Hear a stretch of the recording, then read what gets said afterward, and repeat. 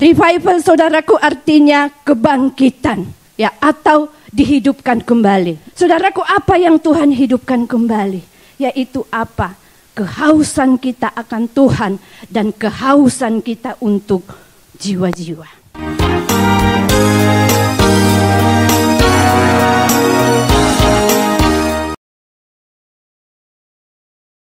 Puji Tuhan, saudaraku, sebelum saya menyampaikan firman Tuhan, ada satu, kita akan lihat dulu, ada video ya, sekitar 3 menit saja, saudaraku ya. Dan saya persilakan kepada tim media untuk memutarkan.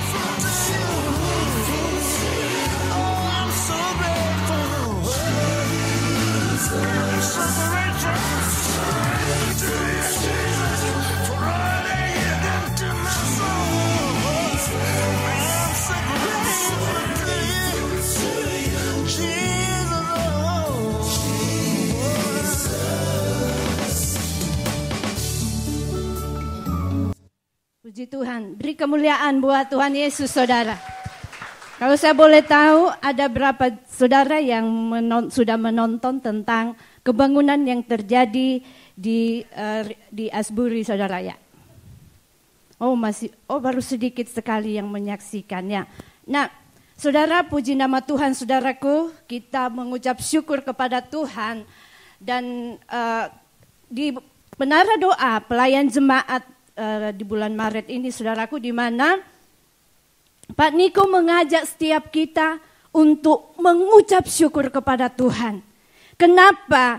Karena Pentakosta ketiga yang saudara dan saya terus perkatakan ya setiap minggu, bahkan di setiap menara-menara doa setiap hari kita perkatakan, itu Tuhan sudah menjawab. Amin, tepuk tangan buat Tuhan. Tuhan menggenapi janjinya, saudaraku ya. Di mana saudaraku terjadi, saudaraku terjadi revival terjadi di Asbury, saudaraku ya, di universitas di Amerika yang dikenal dengan Asbury Revival. Nah, ini saudaraku dimulai dari sebuah kampus, ada anak-anak muda yang berkumpul, ya seperti biasa mereka ada ibadah di kampus itu. Dan ketika ibadah sudah selesai, yang lain sudah pulang, ya sudah biasa kan, kalau sudah selesai ya sudah keluar. Tetapi ada anak-anak muda, diperkirakan sekitar 20 orang. Mereka, saudaraku, ada pemimpin, itu kan ada yang anak-anak muda yang biasa menyanyi, dan yang pemimpinnya itu saya dengar kesaksiannya, dia mendengar Tuhan berkata, terus menyanyi, terus menyanyi. Tepuk tangan buat Tuhan. Ya. Dan apa yang ketika dia mendengar itu saudaraku, maka apa yang ketika dia mau mendengar, dia mau taat. Dan dia tidak meninggalkan tempat itu bersama dengan teman-temannya. Mereka berkumpul, mereka terus menyanyi. Dan tidak ada yang memimpin mereka, tetapi yang memimpin adalah Roh Kudus. Dan apa yang terjadi ketika mereka terus memuji dan menyembah Tuhan, saudaraku, itu tanpa sadar itu berjam-jam. Dan ketika teman-temannya yang sudah masuk dalam kelas mendengar, loh kok masih terus menyanyi, mereka datang dan mereka melihat lawatan Tuhan yang dahsyat. Tepuk tangan buat Tuhan. Dan saudaraku, ketika dia lihat itu, dia kembali ke ruangan kelas dan mengatakan, ayo, kebangunan rohani sedang terjadi.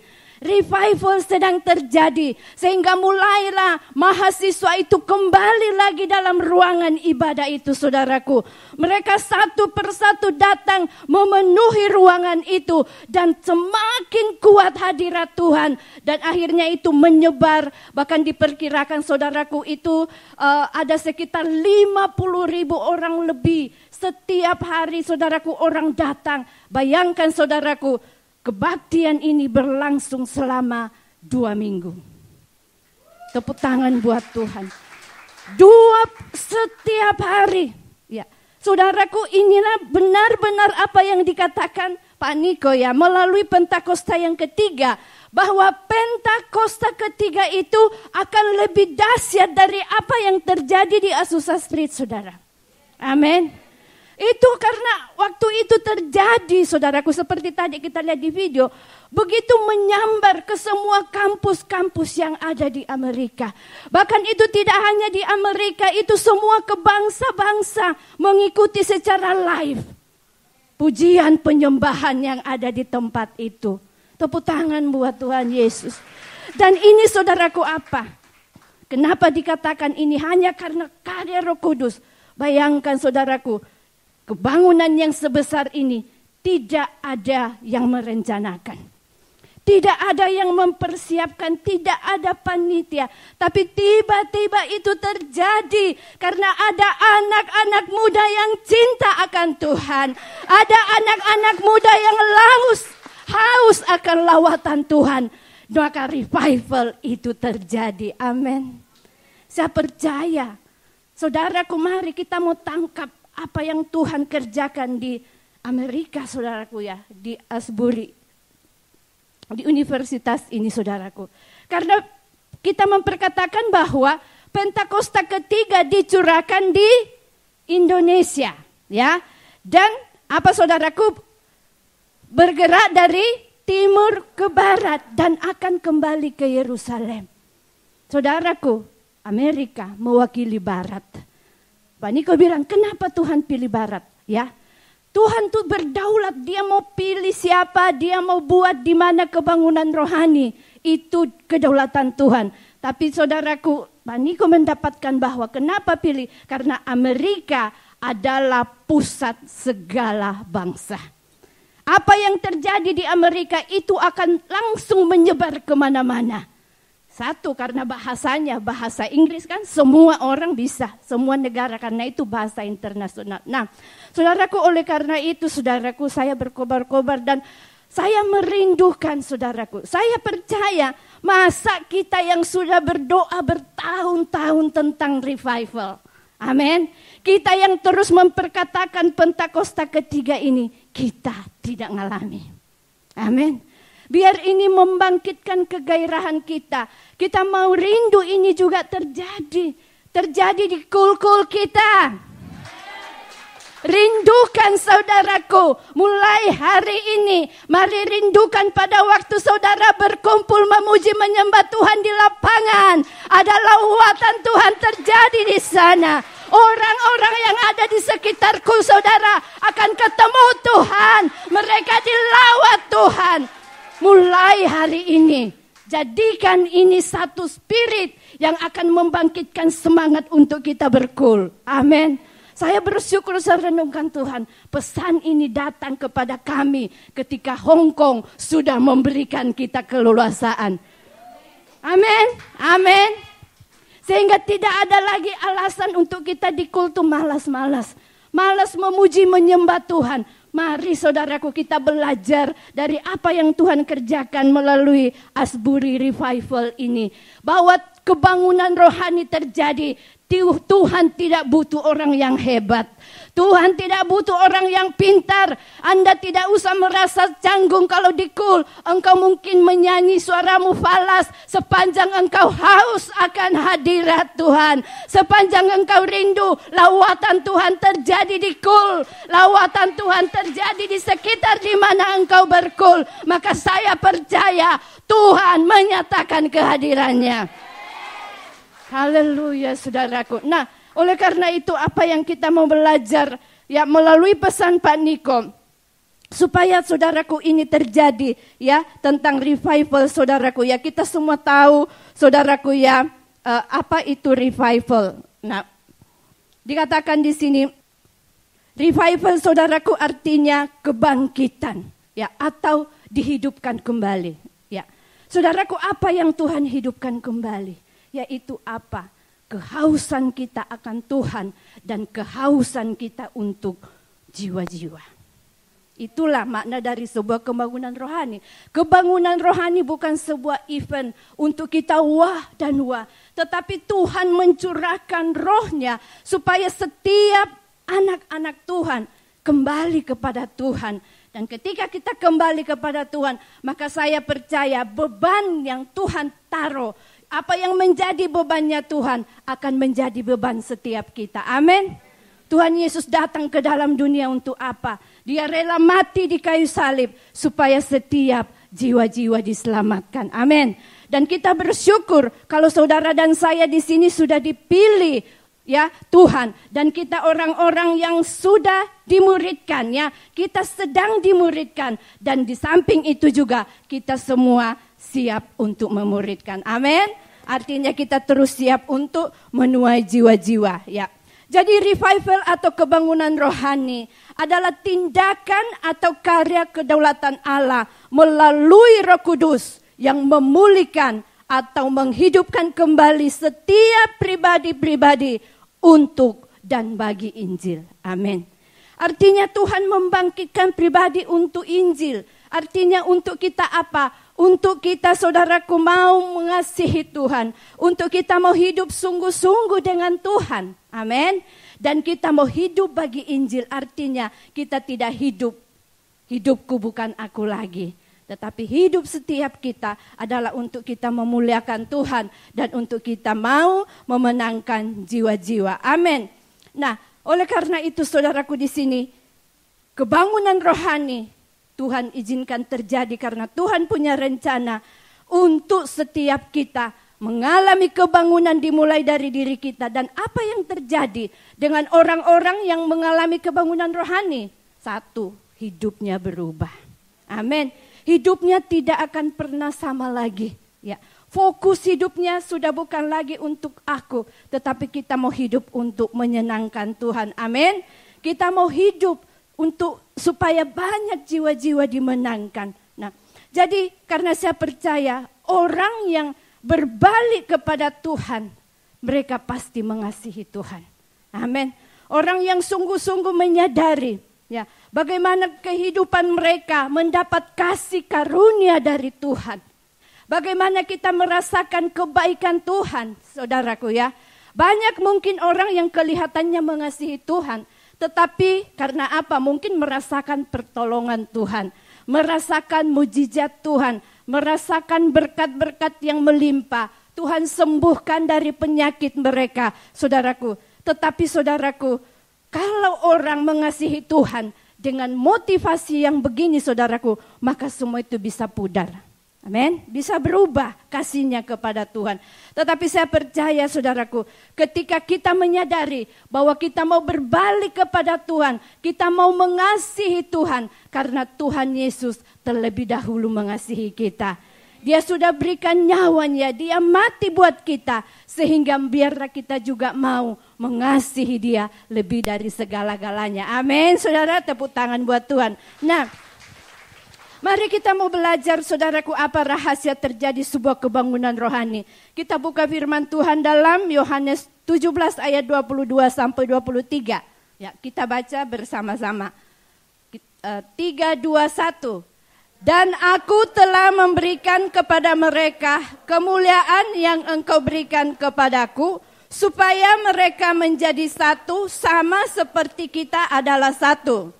Aku di dalam mereka dan mereka di dalam aku, supaya mereka sempurna menjadi satu, agar dunia tahu bahwa engkau yang telah mengutus aku, dan bahwa engkau mengasihi mereka sama seperti engkau mengasihi aku. Amin.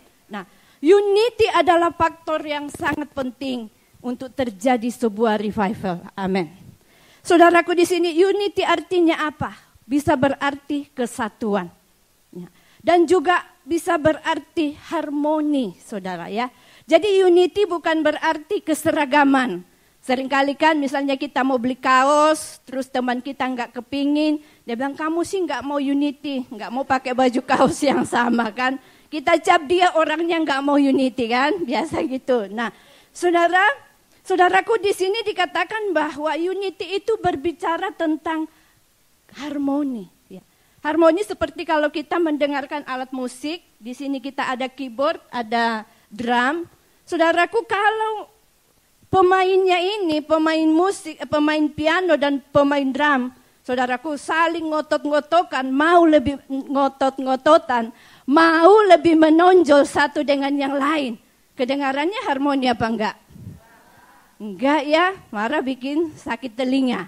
Ya, enggak mau saudara yang mau dengar. Nah, jadi saudaraku, di sini kita belajar bahwa keunitian itu akan terjadi, harmoni itu akan terjadi, saudaraku, di sini ketika kita sama-sama menyadari ya bahwa di antara kita tidak ada yang lebih menonjol. Amin, saudara. Ya, tidak ada yang merasa lebih penting, tidak ada yang merasa lebih dibutuhkan, tidak ada yang merasa lebih pintar. Tetapi saudaraku, di sini kita mau saling melengkapi satu dengan yang lain. Amin. Kita saling mengisi kekurangan, kelebihan ya. Saudaraku, di sini artinya apa? Unity hanya bisa terjadi kalau ada kerendahan hati. Kerendahan hati berbicara apa? Ya udah, kalau kita salah, kita minta maaf. Kita mengakui kalau kita benar, ya kita mau legowo, ya, menerima minta maaf dari saudara kita dengan tulus. Nah, ini salah satu hal yang perlu saudara dan saya miliki kalau kita rindu terjadi kebangunan rohani. Amin. Seperti saya ngomong tadi, saya percaya setiap kita rindu, baik di ibadah raya, di kul-kul, amin. Kita rindu kebangunan rohani itu terjadi. Tapi pertanyaan di sini, apakah kita yang merindukan ini, kita mau harmoni satu dengan yang lain? Artinya ada masalah, kita selesaikan di dalam kasih Tuhan. Tidak perlu kita ada bilang ngomong di belakang, ya. Tetapi biar kita ngomong di depan tuh lebih enak, saudara. Ya, kalau ada teman kita bersalah kan lebih enak kalau kita yang kasih tahu daripada didengar dari orang lain. Biasanya itu sembuhnya lebih lama. Ya, betul apa enggak? Betul, saudara. Nah, oleh karena itu, saudara, mari di sini kita mau belajar hari-hari ini. Turunkan ego setiap kita. Amin. Kita mau, pokoknya kita fokus satu. Kita mau revival. Kita mau revival. Jangan sampai kita menjadi pribadi yang menghalangi revival itu terjadi, saudara. Ya. Kita di kul, saya percaya kita rindu. Oleh karena itu, kita belajar, kita diingatkan firman Tuhan. Ada masalah, cepat-cepat diselesaikan. Dan kalau sudah selesai, sudah selesai. Tidak perlu diungkit-ungkit lagi. Amin, saudara. Nah, saudara, di sini dikatakan Tuhan Yesus di sini. Tadi dikatakan bahwa firman Tuhan dikatakan Tuhan Yesus telah memberikan kepada kita kemuliaan yang diterima dari Bapa. Supaya kita menjadi satu, supaya mereka atau kita bisa menjadi satu seperti Yesus dengan Bapa. Dan Yesus di dalam mereka, Yesus di dalam kita, dan Bapa di dalam Yesus, supaya kita sempurna menjadi satu, agar dunia tahu bahwa Engkau yang telah mengutus aku dan bahwa Engkau mengasihi mereka. Amin. Waktu saudara dan saya unity, kita mau harmoni sebagai satu keluarga, maka tanpa kita sadari saudaraku, kita sedang memperlihatkan kepada dunia bahwa inilah kasih yang sesungguhnya. Amin saudaraku. Kasih yang sesungguhnya saudara. Nah, untuk kita unity ini penting sekali. Oleh karena itu yang pertama ya kita harus pribadi kita dulu unity dengan Tuhan. Amin. Sebelum kita bisa unity dengan sesama, terlebih dahulu kita unity dengan Tuhan. Artinya apa saudara di sini? Kita menerima ya kasih karunia Tuhan karena Yesus datang ke dalam dunia. Karena apa? Kita terpisah dengan Bapa. Ya, kita tidak menjadi satu, ada jurang pemisah. Oleh karena itu biarlah kita meresponi karya penebusan Tuhan Yesus melalui kita menerima Dia sebagai Tuhan dan Juru Selamat. Kita percaya Dia sungguh-sungguh dan kita masuk di dalam kelahiran baru saudaraku. Ketika kita kelahiran baru, maka saudara hubungan kita dengan Bapa dipulihkan kembali. Amin. Artinya kita kembali unity dengan Bapa. Kalau kita unity dengan Bapa artinya apa? Maka kasih Bapa ada dalam diri kita. Sehingga kasih itulah yang akan membuat kita unity. Yang kedua adalah unity dengan sesama. Amin. Saya percaya kalau hubungan kita dengan Tuhan sudah dipulihkan, kita sudah unity dengan Tuhan, maka apa yang ada di dalam diri saudara dan saya adalah karakter Kristus. Amin. Mengasihi, mengampuni, ya, memperhatikan, ya. Di sana akan terjadi yang namanya kita saling mengasihi, ya. Supaya apa saudaraku? Supaya dunia tahu bahwa saudaraku Bapa mengasihi setiap kita. Amin ya. Berarti saudara, apa yang menjadi dasar dalam kita unity? Yaitu apa? Kasih Bapa. Amin. Kasih Bapa yaitu apa? Kasih agape, kasih tanpa syarat. Ya. Kalau kita mau nuntut, tidak akan pernah saudara dan saya unity. Amin. Jadi karena kita berbeda karakter. Ya, seringkali mungkin dia ngomong ini maksudnya kita salah ngerti. Ya biasanya orang yang luar pulau kalau ketemu orang Jawa mungkin ya.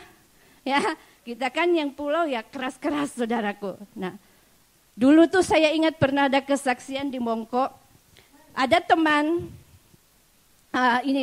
ini yang apa? Ada teman kita itu yang teman-teman dari Jawa. Maaf, ini bukan masalah ngomong suku-suku ya saudara. Tetapi waktu itu mereka lagi makan, terus kita kan ada kesepakatan kalau mau duduk kita sapu dulu. Nah, waktu itu yang piket saudara kita dari Manado. Ya. Tahu sendiri ya. Waduh, dia ngomong dia enggak marah. Tapi memang suaranya keras dan ini teman ini karena saya perhatikan ini anak masih baru juga sih waktu itu. Dia kayak mau nangis saudara. Saya dekati dia kenapa? Dia bilang itu loh kak kok marah-marah begitu, ngamuk-ngamuk begitu. Saya bilang oh tidak. Dia itu memang sudah begitu bahasanya. Nah inilah. Ya udah jadi kita belajar juga ya saudara ya. Apa kita mungkin ya minta sama Tuhan supaya sekalipun kita ngomongnya keras tapi terdengarnya penuh kasih. Amin. Bisa enggak? Iya, artinya apa? Orang yang mendengar enggak merasa sakit, saudara. Iya kan? Jadi kita ngomongnya keras tapi yang mendengar itu mungkin ada sukacita. Karena memang ya kita enggak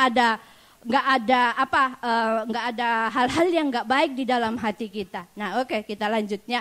Nah, jadi saudaraku, saya percaya saudara dan saya rindu mengalami revival dan kita mau unity. Yang mau unity tepuk tangan buat Tuhan Yesus.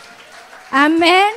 Jadi saya berdoa mulai hari ini, gesekan-gesekan apapun yang ada di dalam kul, perbedaan-perbedaan apapun di kul di ibadah raya, kita selesaikan.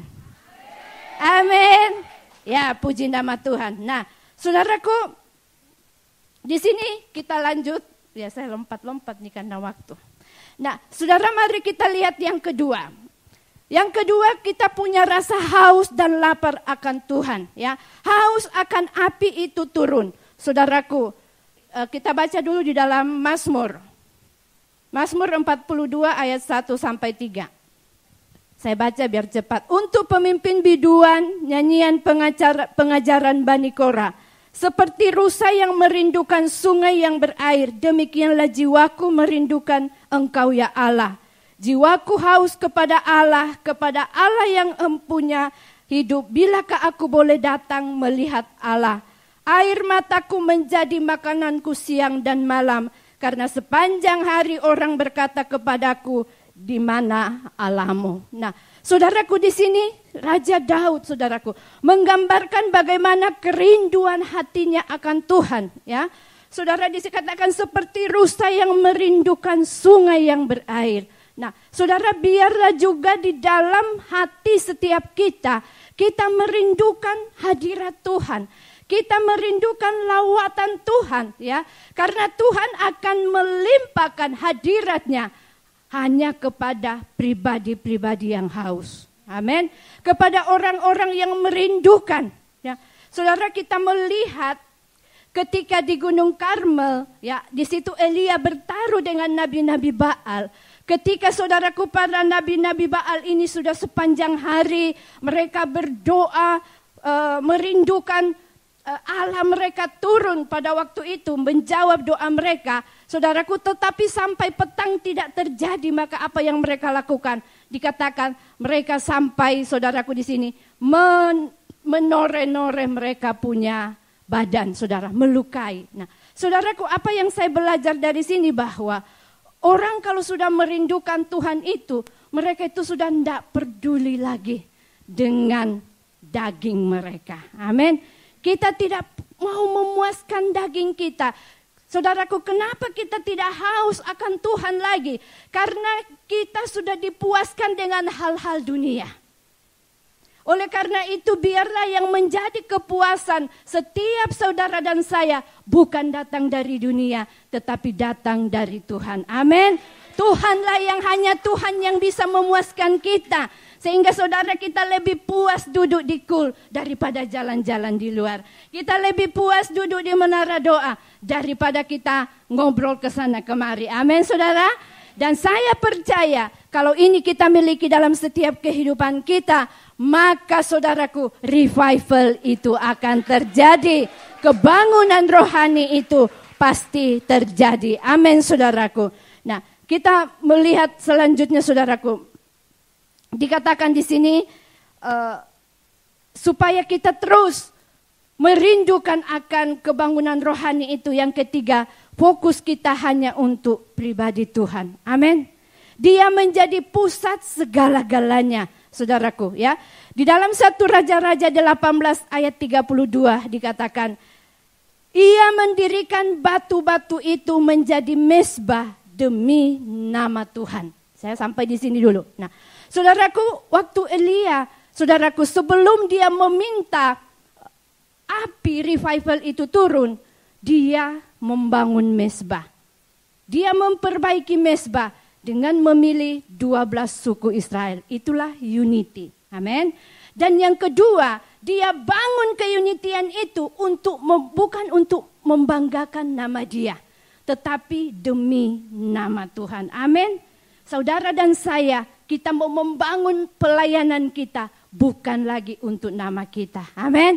Bukan untuk kelompok saya, bukan untuk gereja kita, tetapi kita mau merindukan terjadi penuaian jiwa demi untuk Tuhan. Amin.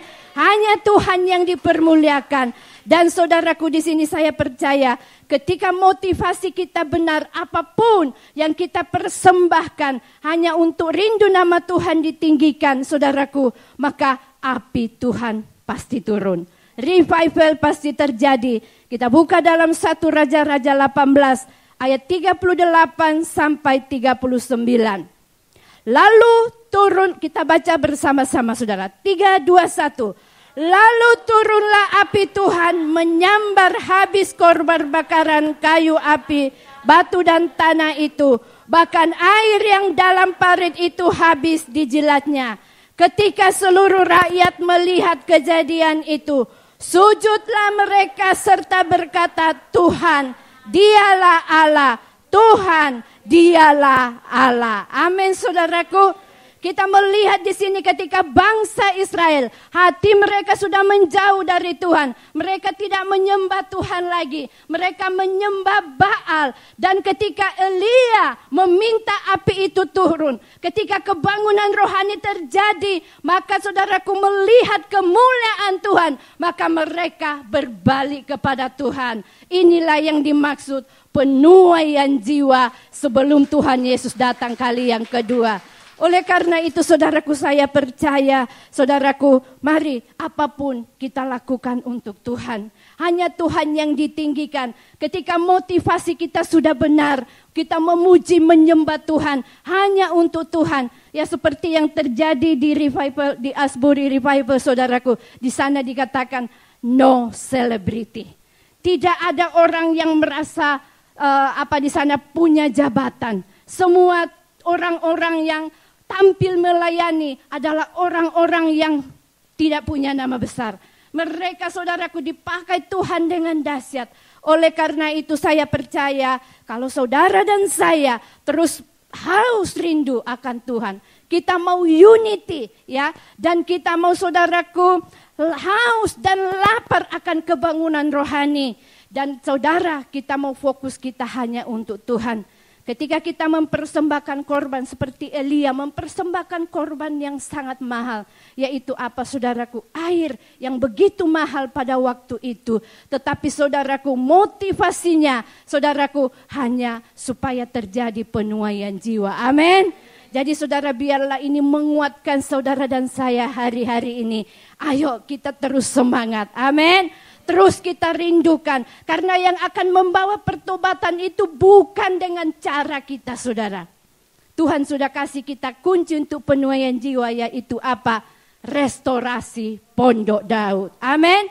Kita hidup dalam doa, pujian, penyembahan. Siang dan malam dalam unity. Maka saya percaya kebangunan rohani akan terjadi. Maka janji Tuhan pasti digenapi. Tuhan akan menjemput dengan caranya Tuhan. Membawa teman-teman kita yang masih terhilang. Bahkan yang baru Tuhan datangkan bersama dengan kita. Amin. Puji nama Tuhan. Sampai di sini firman Tuhan saudara. Dan mari saudaraku hari ini kita mau datang kepada Tuhan.